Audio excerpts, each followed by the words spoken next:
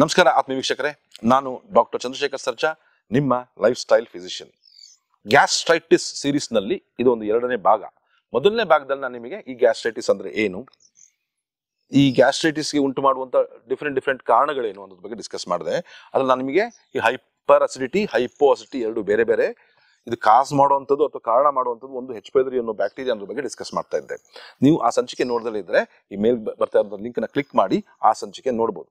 ಇವತ್ತು ನಾನು specifically hypo acidity ಅಂದ್ರೆ ನಮ್ಮ ದೇಹದಲ್ಲಿ, ನಮ್ಮ ಹೊಟ್ಟೆಯಲ್ಲಿ ಆಸಿಡ್ ನ ಪ್ರಮಾಣ ಕಡಿಮೆ ಆಗೋದಕ್ಕೆ ನಾವು ಹೈಪೋ ಅಸಿಡಿಟಿ ಅಂತ ಹೇಳ್ತೀವಿ. ಸಾಧಾರಣವಾಗಿ ಎಲ್ಲರಿಗೂ ಗೊತ್ತಿರೋದು ಹೈಪರ್ ಅಸಿಡಿಟಿ. ಆದ್ರೆ 50% ಹೈಪರ್ ಅಸಿಡಿಟಿ ಇದ್ರೆ 50% ಈಕ್ವಲ್ ಆಗಿರುತ್ತೆ hyper and hypo gastric trouble ಇದ್ದಲ್ಲಿ. ಹೈಪೋ ಅಸಿಡಿಟಿ ಅಂತ ಹೇಳಿದ್ರೆ ನಮ್ಮ ಹೊಟ್ಟೆಯ ಭಾಗದಲ್ಲಿ ಆಸಿಡ್ ನ ಪ್ರಮಾಣ ಕಡಿಮೆ ಆಗೋದು. ಪ್ರತಿ ಒಂದು ದಿವಸಕ್ಕೆ ಒಬ್ಬ ಮನುಷ್ಯನಿಗೆ 2 ಲೀಟರ್ನಷ್ಟು ಆಸಿಡ್ ಉತ್ಪಾದನೆ ಆಗಬೇಕು. ನಾವು ತಿನ್ನಂತ ಆಹಾರ ಸರಿಯಾಗಿ ಜೀರ್ಣ ಆಗಿ ಅದು ದಹನಗೊಂಡು ನಮ್ಮ ದೇಹಕ್ಕೆ ಬೇಕಾಗಿರುವಂತಹ ಪೋಷಕಾಂಶಗಳನ್ನ ಎಳೆದುಕೊಂಡು ನಮ್ಮ ದೇಹದಿಂದ ಅದು ಸರಾಗವಾಗಿ ಮಲವಾಗಿ ಹೊರಡೆ ಪಾಸ್ ಆಗ್ಲಿಕ್ಕೆ ಈ ಆಸಿಡ್ ತುಂಬಾ ಸಹಾಯ ಮಾಡುತ್ತೆ. ಸುಮಾರು ಜನದಲ್ಲಿ ಈ ಆಸಿಡ್ ನ ಪ್ರಮಾಣ ಕಡಿಮೆ ಆಗುತ್ತೆ. ಅದಕ್ಕೆ ಕಾರಣ ಕೂಡ ಈ H. pylori bacteria. ಸಿಂಪ್ಟಮ್ಸ್ ಬಗ್ಗೆ ಹೇಳ್ತೀನಿ. ಇದ್ರಲ್ಲಿ ಏನಾಗುತ್ತೆ ಅಂತ ಹೇಳಿದ್ರೆ, ನೋಡಿ, ಈ ತರ ಪ್ರಾಬ್ಲಮ್ ಇದ್ದವರು, ಹೈಪೋಸ್ಟ್ ಇದ್ದವರು ಏನೇ ತಿಂದ್ರು ಕೂಡ ನಂಗೆ ಜೀರ್ಣ ಆಗ್ತಾ ಇಲ್ಲ ಅಂತ ಹೇಳ್ತಾರೆ. ಹೊಟ್ಟೆಲೇ ಕಟ್ಕೊಂಡಿದೆ, ಕುತ್ತಿಗೆಲೇ ಕಟ್ಕೊಂಡಿದೆ, ಜೀರ್ಣ ಆಗ್ತಾ ಇಲ್ಲ. ಅದು ಎಸ್ಪೆಷಲಿ ಏನಾದ್ರು ಪಾರ್ಟೀಸ್ ಫಂಕ್ಷನ್ಸ್ ಅಟೆಂಡ್ ಮಾಡಿದಾಗಂತೂ ಕೂಡ ಅವ್ರಿಗೆ ತುಂಬಾ ಪ್ರಾಬ್ಲಮ್ ಆಗುತ್ತೆ. ಇನ್ನೊಂದು ಯಾವ್ದೋ ಕಾಳು ಕಡ್ಡಿಗಳು ತಿಂದ್ರೆ, ಈ ಹುಳ್ಳಿ ಕಾಳು ಅಥವಾ ಬೇರೆ ತರ ಕಾಳುಗಳು, ದಾಲು, ಇಂಥ ಐಟಮ್ಸ್ ತಿಂದಾಗ ತುಂಬಾ ಜಾಸ್ತಿ ಆಗುವಂಥದ್ದು. ನಾನ್ ವೆಜಿಟೇರಿಯನ್ಸ್ ಆಗಿದ್ದಲ್ಲಿ ಈ ಮೊಟ್ಟೆ, ಮೀನು, ಮಾಂಸ ಇಂಥ ಆಹಾರಗಳನ್ನ ಸೇವಿಸ್ತಾ ಇದ್ದಾಗ ಅವ್ರಿಗೆ ಆಗದೇ ಇಲ್ಲ, ನಾನು ಎಷ್ಟೋ ವರ್ಷ ಹೆಸರು ಬಿಟ್ಬಿಟ್ಟಿನಿ ಅಂತ ಹೇಳ್ತಾರೆ. ಅಂದ್ರೆ ಇವರಿಗೆ ಈ ಹೈಪೋ ಅಸಿಡಿಟಿ ಇದ್ದವ್ರಲ್ಲಿ ಏನಾಗುತ್ತೆ ಅಂತ ಹೇಳಿದ್ರೆ, ಈ ಸರಿಯಾಗಿ ನಾವು ತಿನ್ನಂತ ಆಹಾರದಲ್ಲಿ ಕಾರ್ಬೋಹೈಡ್ರೇಟ್ಸ್, ಪ್ರೋಟೀನ್ಸ್ ಮತ್ತೆ ಫ್ಯಾಟ್ಸ್ ಅಥವಾ ಕೊಬ್ಬಿನಾಂಶ ಈ 3 ಇರುತ್ತೆ. ಅದು ಬೇರ್ಪಡಿಸಬೇಕು ಅಂತ ಹೇಳಿದ್ರೆ ಈ ಆಸಿಡ್ ಬಹಳ ಮುಖ್ಯ. ಸೊ ಮೊದಲನೇ ಕಾರಣನೇ ಈಗ ಗ್ಯಾಸ್ ಟ್ರಬಲ್ ಅಲ್ಲಿ ಇದ್ದಲ್ಲಿ, ಇಂಡೈಜೆಷನ್ ಇದ್ದ ಪಕ್ಷದಲ್ಲಿ ಅವರಿಗೆ ಹೈಪೋ ಅಸಿಡಿಟಿ ಅರ್ಥ. ಎರಡನೇದಾಗಿ ಇವರಿಗೆ ತುಂಬಾ ಬಾಡಿನಲ್ಲಿ ವೀಕ್ನೆಸ್ ಇರುತ್ತೆ. ವೀಕ್ನೆಸ್ ಅಂತ ಹೇಳಿದ್ರೆ ಮಾಂಸಖಂಡಗಳೆಲ್ಲ ಏನೋ ದುರ್ಬಲಗೊಳ್ತಾ ಇದೆ ಅಂತ ಅನ್ಸಕ್ ಶುರು ಆಗುತ್ತೆ. ಕೂದಲು ತುಂಬಾ ಉದ್ರಕ್ ಶುರು ಆಗ್ಬಿಡುತ್ತೆ. ಇದಕ್ಕೊಂದು ಮುಖ್ಯ ಕಾರಣ ಅಂತ ಹೇಳಿದ್ರೆ, ಮಸಲ್ಸ್ ವೀಕ್ ಆಗ್ಲಿಕ್ಕೆ ಕೂದಲು ಉದ್ರಕ್ ಕಾರಣ ಅಂತ ಹೇಳಿದ್ರೆ ಪ್ರೋಟೀನ್ ಅಬ್ಸಾರ್ಪ್ಷನ್.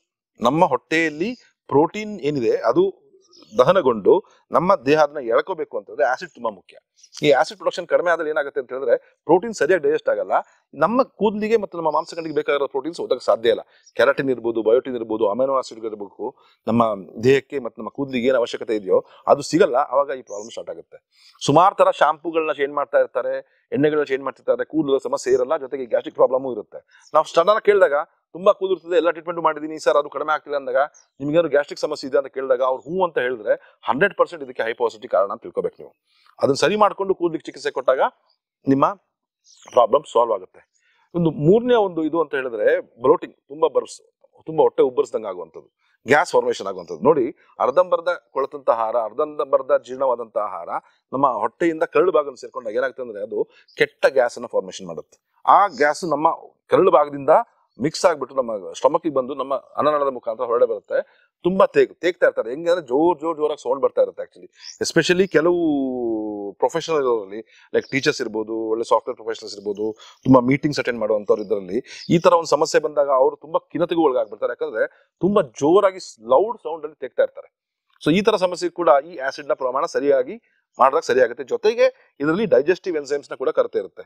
ನಮಗೆಲ್ಲ ಗೊತ್ತಿರಂಗೆ ನಮ್ಮ ದೇಹದಲ್ಲಿ ಇರುವಂತಹ ಆಹಾರಗಳಲ್ಲಿ ಇರುವಂತಹ ಕಾರ್ಬೋಹೈಡ್ರೇಟ್ಸ್, ಪ್ರೋಟೀನ್ಸ್, ಫ್ಯಾಟ್ಸ್ ಡೈಜೆಸ್ಟ್ ಆಗ್ಬೇಕು ಅಂದ್ರೆ ನಮ್ಮ ಪ್ಯಾಂಕ್ರಿಯಾಸ್ ಅಥವಾ ಏನು ನಮ್ಮ ಮೇದೋಜರಿಕ ಗ್ರಂಥಿ ಇದೆ, ಇನ್ಸುಲಿನ್ ಏನ್ ಸೆಕ್ರೀಟ್ ಮಾಡುತ್ತಲ್ಲ, ಅದೇ ಒಂದು ಆರ್ಗನ್ ನಿಂದ ನಮಗೆ ಈ ಒಂದು ಪ್ಯಾಂಕ್ರಿಯಾಟಿಕ್ ಅಮೈಲೇಸ್, ಪ್ಯಾಂಕ್ರಿಯಾಟಿಕ್ ಲೈಪೇಸ್ ಮತ್ತು ಪ್ರೋಟಿಯೇಸ್ ಅಂತ ಒಂದು 3 ಎನ್ಸೈಮ್ಸ್ ರಿಲೀಸ್ ಆಗುತ್ತೆ. ಈಗ ನಾವು ಡೈಜೆಸ್ಟಿವ್ ಎನ್ಸೈಮ್ಸ್ ಅಂತ ಕರಿತೀವಿ.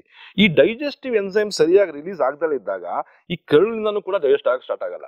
ಒಂದು ಸಲ ಕರೆಕ್ಟ್ ಆಗಿ ಅಲ್ಲಿ ಡೈಜೆಸ್ಟ್ ಆದ್ರೆ ಮಾತ್ರ ಈ ಸಿಗ್ನಲ್ಗೆ ನಮಗೆ ಈ ಎನ್ಸೈಮ್ಸ್ ಗಳು ರಿಲೀಸ್ ಆಗ್ಲಿಕ್ಕೆ ಸಿಗ್ನಲ್ ಸಿಗುತ್ತೆ ನಮ್ಮ ಬಾಡಿಗೆ. ಸೊ ಇದು ಪ್ರಾಬ್ಲಮ್ ಏನಾಗುತ್ತೆ ಅಂದ್ರೆ ಹೈಪೋಸ್ಟ್ ಇದ್ದವರಲ್ಲಿ ಈ ಎನ್ಸೈಮ್ಸ್ ರಿಲೀಸ್ ಕೂಡ ತುಂಬಾ ಕಡಿಮೆ ಆಗುತ್ತೆ. ಹಾಗಾಗಿ ಸರಿಯಾಗಿ ಇದಾಗಲ್ಲ. ಮತ್ 4ನೇದು ಒಂದು ಮುಖ್ಯವಾದ ಒಂದು ಇದ್ರ ಕಾಂಪ್ಲಿಕೇಶನ್ ಅಂತ ಹೇಳಿದ್ರೆ ಮಲಬದ್ಧತೆ, ಕಾನ್ಸ್ಟಿಪೇಷನ್. ಯಾಕಂತ ಹೇಳಿದ್ರೆ ಅರ್ಧಂಬರ್ಧ ಜೀರ್ಣ ಆಗಿರೋ ಆಹಾರ ಹೋದಾಗ ನಮ್ಮ ದೇಹದಲ್ಲಿ ಸೆರೋಟಿನ್ ಹಾರ್ಮೋನ್ ಉತ್ಪಾದನೆ ಆಗಲ್ಲ.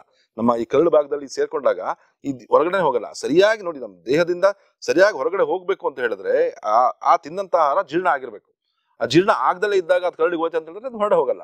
ಹಾಗಾಗಿ ಫಸ್ಟ್ ಥಿಂಗ್ ಈ ಹೈಪೋಸಿಟಿನ ಕಂಟ್ರೋಲ್ ಮಾಡಿದ್ರೆ ಕೂದಲು ಸಮಸ್ಯೆ ಇರ್ಬೋದು, ಮಾಂಸಖಂಡದ ವೀಕ್ನೆಸ್ ಇರ್ಬೋದು, ಅಥವಾ ಹೊಟ್ಟೆಯಲ್ಲಿ ಉಂಟಾಗ್ತದೆ ಇಂಡೈಜೆಷನ್, ಬ್ಲೋಟಿಂಗ್, ಬರ್ಪ್ಸ್ ಇರ್ಬೋದು, ಅಥವಾ ನಿಮ್ಮ ಶರೀರದಲ್ಲಿ ಬೇರೆ ಬೇರೆ ಆಗ್ತಿರುವಂತಹ ಮಲಬದ್ಧತೆ ಮುಂತಾದ ಸಮಸ್ಯೆಗಳಿರ್ಬೋದು, ಎಲ್ಲದಕ್ಕೂ ನಾವು ಗ್ಯಾಸ್ಟ್ರೈಟಿಸ್ ಅಂತ ಒಂದು ಹೆಸರು ಕೊಟ್ಬಿಟ್ಟಿದೀವಿ. ಆದ್ರೆ ನಾವು ಸರಿಯಾಗಿ ತಿಳ್ಕೊಂಡು ಚಿಕಿತ್ಸೆ ಮಾಡಿದಾಗ ಸರಿಯಾಗುತ್ತೆ. ಇದಕ್ಕೊಂದು ಮನೆ ಮದ್ದು ಹೇಳ್ತೀನಿ ನಿಮಗೆ, ಮನೆಯಲ್ಲೇ ಮಾಡ್ಕೊಂಡು ಪರಿಹಾರ. ಇಂಥ ಸಮಸ್ಯೆ ನಿಮಗೆ ಇದೆಯೋ ಇಲ್ವೋ ಅಂತ ಕಂಡುಹಿಡಿಯಲಿಕ್ಕೆ ಒಂದು ಸಿಂಪಲ್ ಟೆಸ್ಟ್ ಅಂತ ಹೇಳಿದ್ರೆ apple cider vinegar test. Apple cider vinegar ಅಂತ ನಿಮಗೆ ಸಾಧಾರಣವಾಗಿ ಎಲ್ಲ ಸೂಪರ್ ಮಾರ್ಕೆಟ್ ಅಲ್ಲಿ ಮಾಲ್ಗಳಲ್ಲಿ ಸಿಗ್ತವೆ. ಒಂದು 100 ml ತಂದಿಟ್ಕೊಳ್ಳಿ. ಅದನ್ನ ಪ್ರತಿ ದಿವಸ ಬೆಳಿಗ್ಗೆ ತಿಂಡಿಗಿಂತ ಮುಂಚೆ, ರಾತ್ರಿ ಊಟಕ್ಕಿಂತ ಮುಂಚೆ 1 ಟೀ ಸ್ಪೂನ್ ನಷ್ಟು, ಒಂದು 5 ml ನಷ್ಟು, ಒಂದು 150 ರಿಂದ 200 ml ನೀರಿನಲ್ಲಿ, ಪ್ಲೇನ್ ವಾಟರ್ ನಲ್ಲಿ ಹಾಕಿ ಊಟಕ್ಕಿಂತ ಅರ್ಧ ಗಂಟೆ ಮುಂಚೆ ಅದನ್ನ ಒಂದೇ ಸಿಪ್ಪಲ್ಲಿ ಕುಡಿದ್ಬಿಡಿ ಗಡಗಡ ಅಂತ. ಅದು ಅರ್ಧ ಗಂಟೆ ಬಿಟ್ಬಿಟ್ಟು ಒಂದು ತೇಗ್ ಬರುತ್ತೆ. ಅದಾದ್ಮೇಲೆ ನೀವು ತಿಂಡಿಯನ್ನು ತಿನ್ನಿ. ನೀವೇನೇ ತಿಂಡಿಯನ್ನು ತಿಂದ್ರು ಕೂಡ ಸರಿಯಾಗಿ ಜೀರ್ಣ ಆಗಿ, ಸರಿಯಾಗಿ ಅಬ್ಸಾರ್ಬ್ ಆಗಿ, ಸರಿಯಾಗಿ ನಿಮಗೆ ಏನು ತೊಂದರೆ ಮುಂಚೆ ಆಗ್ತಿತ್ತಲ್ಲ ಆ ತೊಂದರೆಗಳು ಏನು ಆಗದಲ್ಲಿದ್ರೆ 100% ನಿಮಗೆ ಹೈಪೋಸಿಟಿ ಸಮಸ್ಯೆಯಿಂದ ಆಗ್ತಾ ಇದೆ ಅಂತ ಅರ್ಥ. ಸೊ ಹಾಗಾಗಿ ಇದೊಂದು ಚಿಕಿತ್ಸೆಯಾಗೂ ಮಾಡ್ಬೋದು. ನೋಡಿ, ಹೈಪೋಸಿಟಿಗೆ ನಾನು ಹೇಳ್ದಂಗೆ ಇದೊಂದು apple cider vinegar test plus ಇದೊಂದು ಚಿಕಿತ್ಸೆ ಕೂಡ. ಆದರೆ ಮೂಲ ಕಾರಣ ಏನಿದೆ, ಹೈಪೋಸಿಡಿಟಿ ಅಥವಾ ಹೆಚ್ ಪೈಲರಿ ಬ್ಯಾಕ್ಟೀರಿಯಲ್ ಇನ್ಫೆಕ್ಷನ್. ಆ ಹೆಚ್ ಪೈಲರಿ ಬ್ಯಾಕ್ಟೀರಿಯಾ ಒಂದು ಡೇಂಜರಸ್ ನಟೋರಿಯಸ್ ಬ್ಯಾಕ್ಟೀರಿಯಾ. ಅದನ್ನ ಹೇಗೆ ನ್ಯಾಚುರಲ್ ಆಗಿ ಮನೆಯಲ್ಲೇ ತೆಗೆದಾಕ್ಬೋದು ಅನ್ನೋದನ್ನ ನಾನು ಮುಂದಿನ ಸಂಚಿಕೆಯಲ್ಲಿ ಹೇಳ್ತೀನಿ. ಇಷ್ಟವಾಗಿದ್ದರೆ ಈ ಕಾಮೆಂಟ್ ಖಂಡಿತವಾಗ್ಲೂ ಈ ನಮ್ಮ ಒಂದು ಕಂಟೆಂಟ್ಗೆ ಲೈಕ್ ಮಾಡಿ, ಸಬ್ಸ್ಕ್ರೈಬ್ ಮಾಡಿ ಮತ್ತು ಬೆಲ್ ಐಕನ್ ಒತ್ತಿ. ಯಾಕಂದ್ರೆ ನಿಮಗೆ ಮುಂದೆ ಈ ಗ್ಯಾಸ್ಟ್ರಿಕ್ ನಲ್ಲಿ ಬರುವಂತ ಎಲ್ಲಾ ಸಂಚಿಕೆಗಳು ನಿಮಗೆ ದೊರಕ್ತಾ ಹೋಗುತ್ತೆ. ಇಷ್ಟವಾಗಿದ್ರೆ ದಯವಿಟ್ಟು ಒಂದು ಲೈಕ್ ಮಾಡಿ. ನಮಸ್ಕಾರ.